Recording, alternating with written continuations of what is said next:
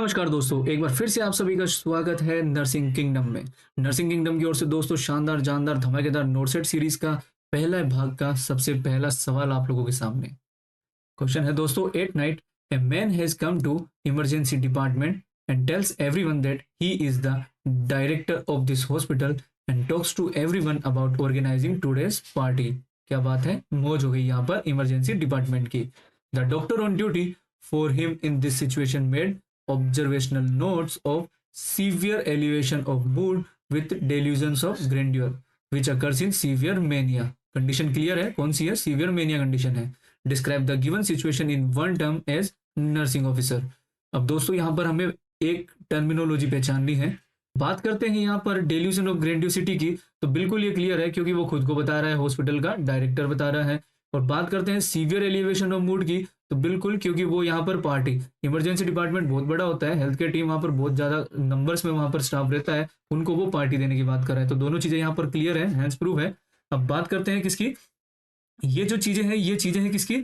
Mood disorders की। किसकी है? मूड डिसऑर्डर्स की। अब मूड डिसऑर्डर्स की बात करते हैं तो वो नॉर्मली तीन होते हैं। कौन कौन से होते हैं? एक होता है आपका डिप्रेशन, एक होगा आपका मेनिया, एक होगा आपका बाइपोलर अफेक्टिव डिसऑर्डर। ये तीन होते हैं, इनमें मेनली बात हो रही है यहाँ पर मेनिया की। तो मेनिया के अंदर जो एलिवेशन ऑफ मूड के क्लिनिकल फीचर्स होते हैं वही यहाँ पर ऑप्शंस हैं, यूफोरिया, इलेशन, एक्सल्टेशन और एक्टेसी। अब बात करते हैं यूफोरिया, ये है यहाँ पर कौन सी? Stage one condition. ये है स्टेज फर्स्ट। स्टेज फर्स्ट के बाद में ये हो जाएगी आपकी सेकंड स्टेज, ये हो जाएगी आपकी थर्ड स्टेज, और ये एक्टेसी कौन सी की स्टेज है? फोर्थ स्टेज है। अब स्टेज वन की बात करते हैं तो स्टेज वन यहाँ पर क्या चीज है? वो होगा यहाँ पर माइल्ड स्टेज। माइल्ड यहाँ पर एलिवेशन ऑफ मूड होगा, एलिवेशन ऑफ मूड का लेवल होगा यहाँ पर माइल्ड। और ये नॉर्मली किस में देखने को मिलेगा? ये देखने को मिलेगा यहाँ पर हाइपोमेनिया वाली कंडीशन के अंदर। हाइपोमेनिया वाली कंडीशन या euphoria normally common in general हम सब में देखने को मिलता है, लेकिन वो बाद में हमारे कंट्रोल फॉर्म के अंदर आ जाता है। कहते हैं कि अगर आपकी क्रश आपको देखकर अगर स्माइल कर दे तो बंदा वैसे ही यूफोरिया वाली कंडीशन में चला जाता है। तो वही वाली कंडीशन है यूफोरिया, जो नॉर्मली हाइपोमेनिया में देखने को मिलती है। जो सेकंड स्टेज है इलेशन, वो यहाँ पर है कौन सा? मॉडरेट स्टेज है। यहाँ पर एलिवेशन ऑफ मूड का लेवल है यहाँ पर मॉडरेट। और इस कंडीशन के अंदर क्या मिलेगा? एक फीलिंग ऑफ कॉन्फिडेंस, एक अलग सा कॉन्फिडेंस आएगा और एक एंजॉयमेंट वाली फीलिंग आएगी। और ये नॉर्मली यहाँ पर देखने को मिलेगा मैनिक इलनेस वाली कंडीशन में। मैनिक इलनेस वाली कंडीशन में बात करते हैं एक्सल्टेशन की, तो एक्सल्टेशन आपको मिलेगा यहाँ पर severe severe elevation of mood मिलेगा यहाँ पर। और सीवियर एलिवेशन ऑफ मूड के अलावा यहाँ मिलेगा डेल्यूजन ऑफ ग्रेंडियोसिटी, और ये देखने को मिलेगा हमें किसमें? सीवियर मेनिया वाली कंडीशन में। और जो एक्टेसी वाली कंडीशन है, एक्टेसी वाली कंडीशन के अंदर मिलेगा very severe. Level of mood off elevation कैसा होगा यहाँ पर? Very severe level of elevation of mood मिलेगा यहाँ पर। यहाँ पर एक एक्सट्रीम वेलबींग, मतलब खुद के लिए एक्सट्रीम वेलबींग वाला सेंस रहेगा यहाँ पर। और ये नॉर्मली देखने को मिलेगा हमें एक तो डेलीरियस, है ना, डेलीरियस वाली कंडीशन के अंदर, और एक देखने को मिलेगा आपको स्टूबरस मेनिया वाली कंडीशन के अंदर। इन दो कंडीशंस के अंदर आपको देखने को मिलेगा एक्टेसी वाली स्टेज। तो बात करते हैं किसकी? जो सीवियर एलिवेशन ऑफ मूड है और साथ ही क्या है? ग्रेंडियोसिटी वाला है। तो हमारा आंसर जो सीवियर मेनिया वाला आंसर होगा वो यहाँ पर होगा एक्सल्टेशन वाला आंसर। चलते हैं हमारे अगले सवाल की तरफ। Identify the national health program portray by the symbol. Symbol है हमारे पास में, ये ऑप्शंस है हमारे पास में NRHM, RNTCP, NACO नाको और NPCDCS। तो दोस्तों ये वाला किसका है यहाँ पर? RNTCP का। RNTCP से पहले एक चीज हमें यहाँ पर देखनी होगी। 1962 के अंदर एक प्रोग्राम लॉन्च किया गया था यहाँ पर, उसका नाम था यहाँ पर NTBCP, national TB control programme.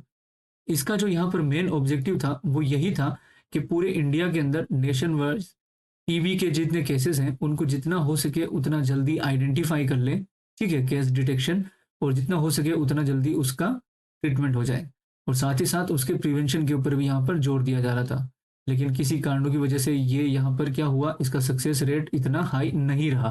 फिर उसके बाद में 1992 के आसपास इसको रिन्यू करने का सोचा गया। 1993 के आसपास इसकी पायलट स्टडी की गई और 1997 की बात करते हैं, 1962 के बाद में 1997 के अंदर क्या हुआ यहाँ पर, revised national TB control program यहाँ पर लॉन्च किया गया। और इसके अंदर जो सबसे मेन इसका जो हथियार था वो था यहाँ पर dots, directly observe treatment short course, ये यहाँ पर स्टार्ट किया गया 1997 के अंदर। अब जो बाकी अपने यहाँ ऑप्शंस हैं, एनआरएचएम, नाको या फिर एनपीसीडीसीएस, इनके बारे में हम देखते हैं। सबसे पहले बात करते हैं किसकी, एनपीसीडीसीएस। ये यहाँ पर क्या है, national programme for prevention and control of cancer, diabetes, cardiovascular disease and stroke. ये भी रीनेम हो चुका है, वो बना है यहाँ पर क्या, NPNCD, national programme for prevention and control of non communicable disease. ये वाला देखते हैं हम किसकी, एनआरएचएम। तो एनआरएचएम क्या हुआ था यहाँ पर, 12 अप्रैल 2005 में क्या हुआ था, नेशनल हेल्थ मिशन आया था। नेशनल हेल्थ मिशन के अंदर ही एनआरएचएम और एक और इसके बाद में चलाया गया था NUHM, national rural health mission. जो रूरल एरिया है, रूरल एरिया के अंदर हेल्थ जितनी भी फैसिलिटीज हैं उनको प्रोवाइड करने का यहाँ पर काम किया गया राष्ट्रीय ग्रामीण स्वास्थ्य मिशन के अंतर्गत। और ये हो गया ग्रामीण लेवल पर। तो अर्बन लेवल पर कौन सा आ गया, NUHM, national urban health mission. इसी के बाद देखते हैं कौन सी हम, नाको, एनएससीओ। तो ये भी कब स्टार्ट किया गया, 1992 के अंदर यहाँ पर स्टार्ट किया गया। इसका नाम क्या होता है, नेशनल एड्स कंट्रोल ऑर्गेनाइजेशन। तो ये थे हमारे यहाँ पर 4 national program, national health program. इनके आजकल नाम की फुल फॉर्म आ गई, कब ये डेवलप हुए, कब ये लॉन्च हुए, और इसका लोगो क्या है, इसका जो मेन इमेज बेस्ड जो क्वेश्चंस बनते हैं वो आजकल इसमें बनने लगे हैं। तो चलते हैं अगले सवाल की तरफ। हमारा अगला सवाल, during the post operative care of an infant with A cleft palate repair the nurse should position the baby in which position. हमारा जो मेन क्वेश्चन है यहाँ पर वो है क्लेफ्ट पैलेट का रिपेयरिंग चल रहा है, पोस्ट ऑपरेटिव केयर के बारे में पूछा है और बाद में उसको पोजीशन क्या देनी है। ऑप्शंस है हमारे यहाँ पर, lateral position, supine position, genupectoral position and prone position. बात है यहाँ पर किसकी, क्लेफ्ट पैलेट की। क्लेफ्ट पैलेट क्या है, यहाँ पर जो डेवलपमेंटल पीरियड है या फिर जो एम्ब्रियोनिक पीरियड है वहां पर जो पैलेटाइन पैलेट है आप कंप्लीट फ्यूजन नहीं हो पाया है, ठीक है। इसके लिए जो सर्जरी यूज में ली जाती है वो सर्जरी है यहाँ पर पैलेटोप्लास्टी। पैलेटोप्लास्टी सर्जरी यहाँ पर यूज में ली जाती है और ये नॉर्मली सर्जरी यूज में ली जाती है कब, आपके 10 to 12 मंथ वाली एज के अंदर। अब 10 to 12 मंथ वाली एज के अंदर ही क्यों लेते हैं, क्योंकि इसके अंदर जो मेन यहाँ पर जो प्रॉब्लम क्रिएट होगी वो होगी यहाँ पर डिस्फेसिया वाली कंडीशन। डिस्फेसिया कौन सी, डिफिकल्टी इन स्पीकिंग वाली। तो जैसे ही बच्चा यहाँ पर बड़ा होने लगेगा वो कुछ भी वर्ड्स अगर बोलने की कोशिश करने लगेगा, कुछ सीखने की कोशिश करने लगेगा, तो जब वो टाइम पीरियड आता है बोलने का, सीखने का, स्पीकिंग वाला टाइम, उसके जस्ट पहले यहाँ पर हम ये सर्जरी करके इसको रिपेयर कर देते हैं यहाँ पर, ठीक है। अब पोजीशन की बात करते हैं तो प्री ऑप के अंदर इसको साइड लाइन या लेटरल पोजीशन देते हैं और पोस्ट ऑप के अंदर हमेशा ऐसी कौन सी पोजीशन देंगे, प्रोन पोजीशन देंगे। और यही हमारा यहाँ पर क्या है, सही आंसर है प्रोन पोजीशन, ठीक है। प्रोन पोजीशन क्यों देंगे, प्रोन पोजीशन देंगे तो यहाँ पर जो सुचर लाइन है उस पर प्रेशर कम क्रिएट होगा, है ना, to reduce the pressure on suture line, और उससे क्या हीलिंग के अंदर यहाँ पर हेल्प मिलेगी। अब इसके पैरेलल एक और जो मेन फेमस जो अपना टॉपिक है वहां पर वो आता है आपका कौन सा, क्लेफ्ट लिप। क्लेफ्ट लिप आता है, क्लेफ्ट लिप और क्लेफ्ट पैलेट, इन दोनों के अंदर सबसे ज्यादा यहाँ पर कंफ्यूजन होने वाली कंडीशन होती है। क्लेफ्ट लिप वाली जो कंडीशन होगी, क्लेफ्ट लिप के अंदर क्या होगा, इसके अंदर भी सेम है, जो अपना एम्ब्रियोनिक पीरियड है उसी के अंदर यहाँ पर एक डिफेक्ट हो जाता है और उसकी वजह से क्लेफ्ट लिप या फिर कटे होठ की तरह होता है। ये एक साइड सिंगल साइड भी हो सकता है, दोनों साइड भी हो सकता है, या फिर मीडियल साइड भी हो सकता है। इसके अंदर जो सर्जरी करते हैं वो यहाँ पर नॉर्मली सर्जरी करते हैं कौन सी, चीलियोप्लास्टी। इसकी जो सर्जरी होगी वो होगी यहाँ पर कौन सी, चीलियोप्लास्टी। और इसके अंदर जो फेमस क्वेश्चन बनता है वो नॉर्मली वही क्वेश्चन बनता है रूल ऑफ 10 वाला। रूल ऑफ 10 वाला बनता है यहाँ पर क्या, कि बेबी की एज होनी चाहिए यहाँ पर 10 मंथ होनी चाहिए, उसका वेट होना चाहिए मिनिमम 10 पाउंड और उसका हीमोग्लोबिन होना चाहिए मोर देन 10। ये रूल ऑफ 10 यहाँ से नॉर्मली क्वेश्चन आता है। देखते हैं हमारा अगला सवाल, find out the correct name of article instrument in given image. Image आ गई यहाँ पर, ऑप्शन है हमारे यहाँ पर monopolar cautery, bipolar cautery, tympanic thermometer और हाईलाइट मार्कर। जो यहाँ पर ये है, ये इमेज है हमारे यहाँ पर किसकी, मोनोपोलर कोटरी की।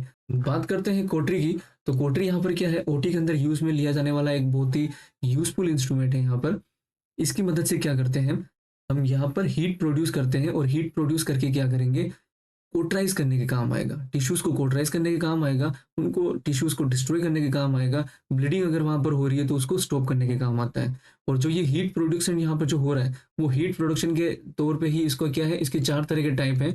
उनमें जो सबसे फर्स्ट है वो है कौन सा, इलेक्ट्रो। अगर जो वो हीट प्रोड्यूस हो रही है यहाँ पर इलेक्ट्रिक करंट से, तो वहां पर इलेक्ट्रो कोटरी उसे बोलते हैं।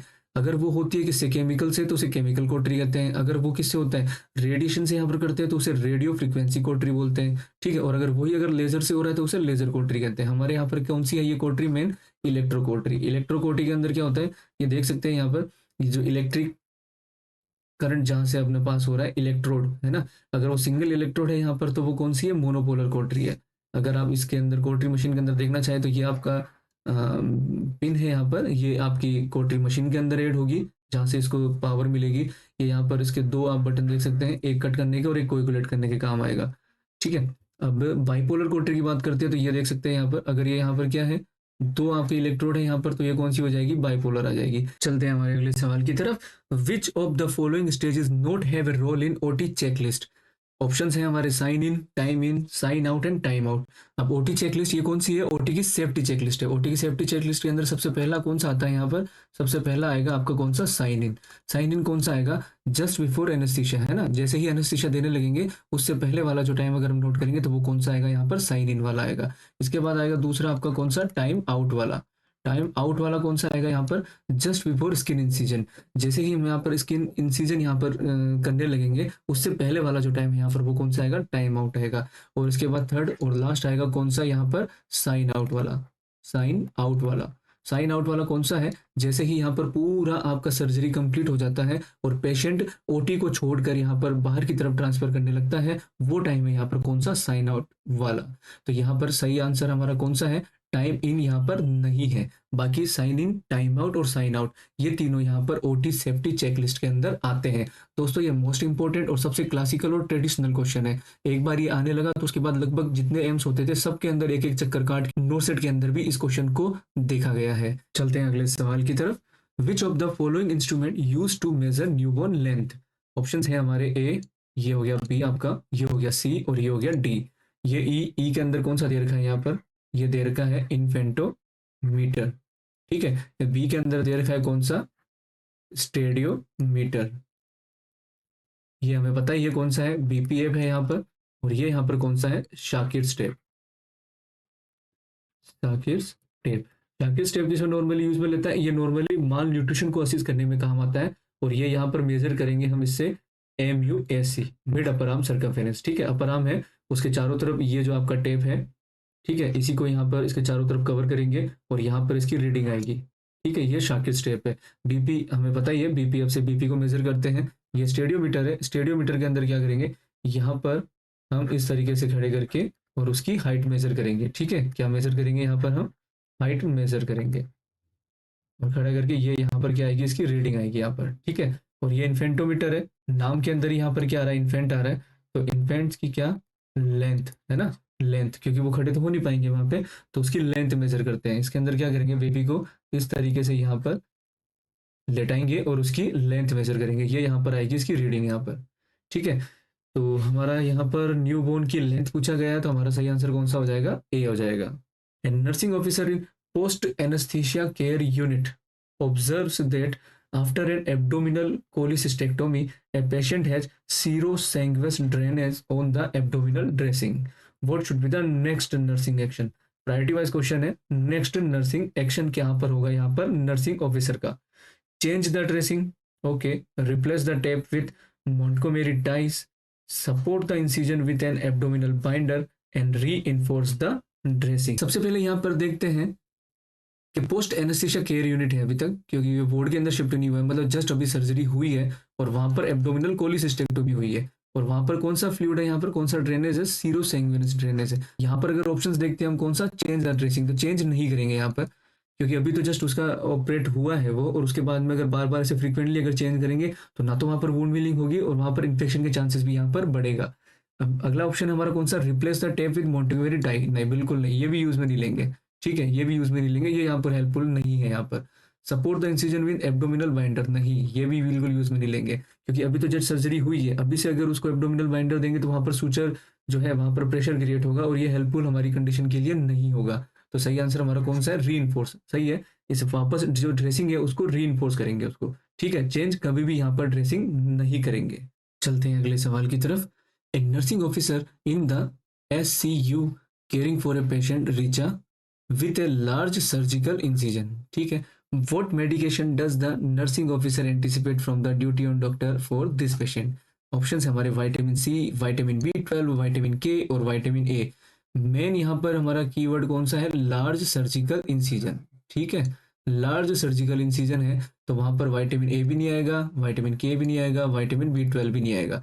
लार्ज सर्जिकल इंसिजन है तो वहां पर क्या है, वुंड हीलिंग या फिर स्किन की जो आपका हीलिंग है यहाँ पर है ना, वुंड की हीलिंग है उस पर यहाँ पर फोकस रहेगा, तो वहां पर विटामिन सी वहां पर प्रोवाइड करेंगे वहां पर, ठीक है, जिससे वुंड हीलिंग होगी और जितना जल्दी हो सकता है उतना हीलिंग में यहाँ पर हेल्प मिलेगी। चलते हैं अगले सवाल की तरफ। विच nursing action is the most important when caring for a patient after a cardiac catheterisation? देखते हैं, सबसे पहला ऑप्शन हमारा प्रोवाइड रेस्ट, तो रेस्ट यहाँ पर हमारी प्रोवाइड यहाँ पर प्रायोरिटी नहीं होगी। एडमिनिस्टर O2 ये भी हमारी यहाँ पर प्रायोरिटी लिस्ट के अंदर नहीं आएगा।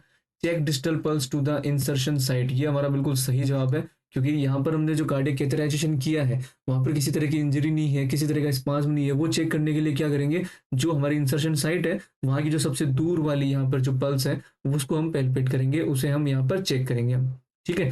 अगला भी कौन सा है, एक ऑप्शन देख लेते हैं, असिस्ट ECG एवरी 15 मिनट, वो ऑलरेडी कार्डियक मॉनिटर पे कनेक्ट रहेगा वहां पर, क्योंकि कार्डियक कैथेराइजेशन हुआ है तो वहां पर ECG भी हर 15 मिनट में अलग से चेक करने की जरूरत नहीं है यहाँ पर। तो सही हमारा जवाब कौन सा है, check distal pulse to insertion site. चलते हैं अगले सवाल की तरफ।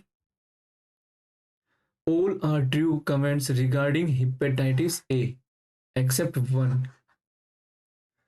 कीवर्ड समझ में आ गया हमें, एक्सेप्ट पूछ रहा है मतलब सारी चीजें सही है केवल एक चीज को छोड़ के। बात करते हैं, पहला इंक्यूबेशन पीरियड है 20 to 30 days, causes by hepatitis A virus, another name is infectious hepatitis और transmitted by fecal oral route। अगर बात करते हैं हेपेटाइटिस ए तो सही है, यहाँ पर हेपेटाइटिस ए वायरस से ही होता है, ये सही है बिल्कुल। Another name is infectious hepatitis, ये भी बिल्कुल यहाँ पर सही है। और ट्रांसमिटेड किससे हो रहा है, फीको ओरल रूट से, बिल्कुल। हेपेटाइटिस ए और हेपेटाइटिस ई ये दोनों किससे होते हैं, फीको ओरल रूट से, कंटामिनेटेड फूड एंड वाटर से होता है यहाँ पर। अब जो पहला ऑप्शन है वो यहाँ हमारा यहाँ पर सही जवाब होगा। इंक्यूबेशन पीरियड है इसका 20 से 30 डेज, इंक्यूबेशन पीरियड होता है हमारा 15 से 45 डेज का यहाँ पर, और एवरेज लेके चलते हैं तो वो होता है 30 डेज। तो हमारा सही जवाब है यहाँ पर ए, इंक्यूबेशन पीरियड, जो कि सही नहीं है। देखते हैं अगला सवाल। The first sign of infection, fever, nausea, weight loss and all of these. तो यहाँ पर हमारा सही जवाब होगा फीवर, क्योंकि नॉर्मल अगर इन्फेक्शन की बात करते हैं, नॉर्मल इन्फेक्शन के अंदर क्या होगा, फीवर होगा, चिल्स होगा, फटीग होगा, ठीक है, लॉस ऑफ एपेटाइट हो जाएगा, नोजिया एंड वोमिटिंग बाद में जाकर होगा, ठीक है, डायरिया भी हो जाएगा, तो वेट लॉस भी यहाँ पर इन फ्यूचर जाके होगा। तो बाकी अगर फर्स्ट साइन की बात करेंगे तो यहाँ पर कौन सा है, फीवर है। Next question. In the hospital setting, if the transportation of the CSF sample delay expecting by the nursing officer, where should the nursing officer stored? Okay, CSF sample की बात चल रही है कि अगर CSF सैंपल आपने लिया है और CSF सैंपल का यहाँ पर ट्रांसपोर्टेशन के अंदर किसी तरह का डिले देखने को मिल रहा है, तो उसे स्टोर कहाँ करेंगे हम? ओके, ऑप्शन है हमारा at 4 degree, 4 to 8 degree, -20 degree और रूम टेम्परेचर। तो इतना लो टेम्परेचर में उसको रखने की यहाँ पर जरूरत नहीं है, तो इसे रूम टेम्परेचर पे रखेंगे और प्रायोरिटी बेसिस पे इसको जितना जल्दी हो सके उतना इसके ट्रांसपोर्टेशन में हम हेल्प करेंगे। चलते हैं हम हमारे अगले सवाल की तरफ। Sleeping pulse is recorded in which condition? Option है हाइपोथायरॉयडिज्म, हाइपोएल्डोस्टेरोनिज्म, हाइपर पैराथायरॉयडिज्म और हाइपरथायरॉयडिज्म। स्लीपिंग पल्स की बात करते हैं तो स्लीपिंग पल्स से पहले नॉर्मल हमारी पल्स रेट कितनी होती है? नॉर्मल पल्स होती है हमारी 60 से 100 बीट पर मिनट। लेकिन वो क्या होगा, स्लीपिंग पर नॉर्मली यहाँ पर क्या है, ये डिक्रीज देखने को मिलेगी, लेकिन अगर क्या होगा, ये अगर हो जाती है यहाँ पर इंक्रीज, यानी जो हमारी स्लीपिंग पल्स है वो हमें थोड़ी ज़्यादा मिलेगी, यहाँ पर इंक्रीज मिलेगी, तो वो किस कंडीशन में मिलती है, वो मिलती है यहाँ पर लैक ऑफ ऑक्सीजन वाली कंडीशन के अंदर, ठीक है, लैक ऑफ ऑक्सीजन यानी O2 लेवल वहां पर कैसा होगा, कम। और ये किस कंडीशन के अंदर देखने को मिलती है, ये देखने को मिलती है नॉर्मली ऑब्स्ट्रक्टिव स्लीप एपनिया वाली कंडीशन के अंदर। और ये जिस कंडीशन के अंदर देखने को मिलती है वो है कौन सा यहाँ पर, हाइपर हाइपरथायराइडिज्म, हाइपरथायराइडिज्म वाली कंडीशन के अंदर। ठीक है, तो हमारा सही आंसर है यहाँ पर कौन सा, हाइपरथायराइडिज्म वाली कंडीशन के अंदर स्लीपिंग पल्स नॉर्मली रिकॉर्ड करते हैं। Next question, which position is given to a client after lumbar puncture, lumbar puncture के बाद में पोजीशन क्या यहाँ पर रहेगी, Fowler position, semi Fowler, Sims position और सुपाइन विदाउट पिलो। तो लंबर पंक्चर यहाँ पर क्यों करते हैं हम, सीएसएफ एनालिसिस के लिए एज ए डायग्नोस्टिक प्रोसीजर, या फिर वहां पर क्या होगा एनेस्थीसिया इंड्यूस करने के लिए, या फिर वहां पर अगर डायग्नोस्टिक प्रोसीजर के अंदर अगर एयर या अगर कोई कॉन्ट्रास्ट मीडियम है उसके लिए हम यहाँ पर लंबर पंक्चर करते हैं। नॉर्मली L3 L4 के अंदर यहाँ पर करते हैं। और लंबर पंक्चर के बाद में क्या करेंगे, यहाँ पर जो पोजीशन देंगे वो देंगे हम कौन सी, supine position without pillow, supine position देंगे। और सुपाइन पोजीशन के साथ में वहां पर पिल्लो को अवॉइड करने का देंगे, ताकि क्या है जो पोस्ट आपका कॉम्प्लिकेशंस होते हैं, ठीक है, हेडेक वगैरह, वोमिटिंग वगैरह, उसको यहाँ पर हम प्रिवेंट कर सकते हैं यहाँ पर। तो दोस्तों ये था हमारा आज का वीडियो।